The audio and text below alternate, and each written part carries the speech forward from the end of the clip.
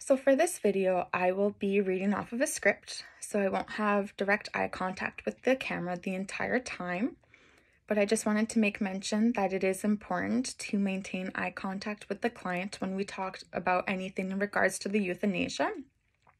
And we also need to be aware of our verbal and nonverbal cues. So for today, I will be playing both the VMA and the client, so I'll try to make it as obvious as who's saying what.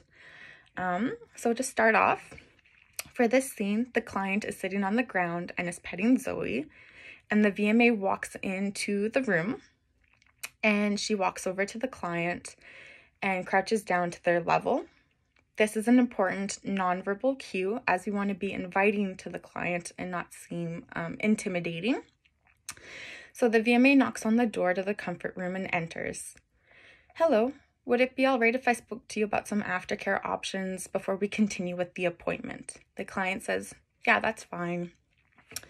The VMA says, okay, well, we have some beautiful pet memorabilia available to honor Zoe's memory.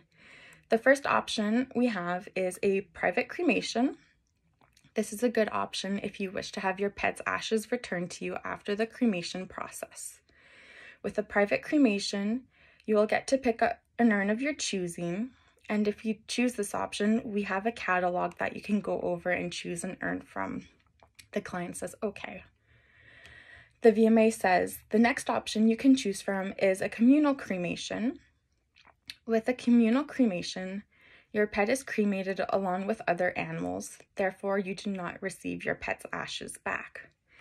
The client says, before we came here, we decided that we wanted to do a private cremation.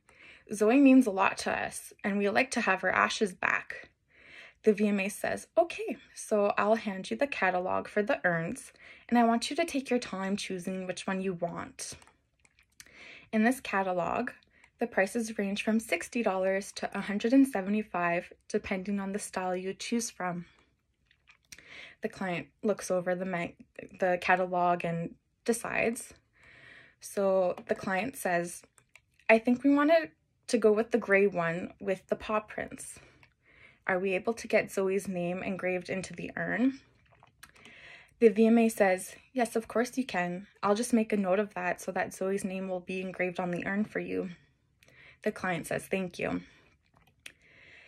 The VMA then says, if you are also interested, we can get Zoe's paw prints taken. Her paw prints can be taken with ink and paper, or you can have her prints baked into a clay disc. The option's yours. The client says, before coming here, we were able to get her paw prints with ink and paper. Can we choose the clay disc option? The VMA then says, yes, you can. Do you have a preference on which foot we imprint? The client then says, I would like for you to do her right front paw. Her paw pad is a little deformed, and I would like to have that paw on the clay disc. The VMA, okay, I'll make a note of that for you. I'll be leaving the room to prepare the invoice for you.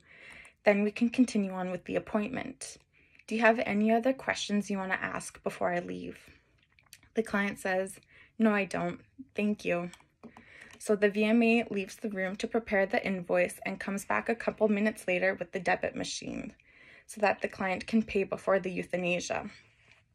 It is important to do this step before the euthanasia process begins, as most clients just want to leave right after, and they don't want to have to worry about payments. Thank you.